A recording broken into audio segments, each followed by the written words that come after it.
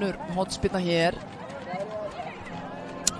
Harpa sem að tekur þetta stutt og það verða að vakna hér leikmenn Selfoss og hér missir Karen af boltanum. Þetta var skrítin hornspyrna því að Tindastólsliðið fékk fínan tíma þarna og áttuðu sig ekki á því að Stólarnir væri að taka þetta hér stutt. Sjáum þetta betur hér. Laufey fljót að taka boltan hér og hér kemur sendingin fyrir. Karen missir boltan hana og sýnist að vera Melissa sem að setja boltan yfir línuna. Kemur bara sendingu hér á Barbáru Sól og Barbára er komin hér upp vinstra megin. Lítur inn í tegin. Sendir boltan hér fyrir og hér er skalli og þessi bolti endar í netinu.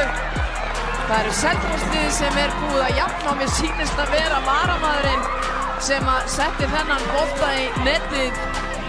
Frábært mark hjá Guðrúnu Þóru. Nýkomin inn á sem varamaður. Ég held að þetta hafi nánast verið fyrsta snertingin sem hún átti við boltan hér.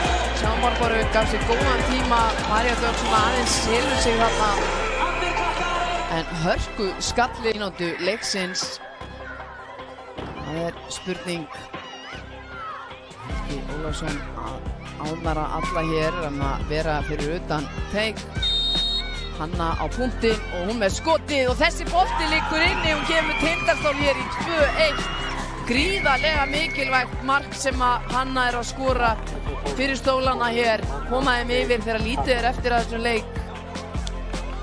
Og það er ótrúlega þægileg staða fyrir Tindastól að vinna hér á Selfossi. Lítið örugt. Karen sem hefur átt fínan leik í marki Selfoss átti ekkert svar við þessu skoti.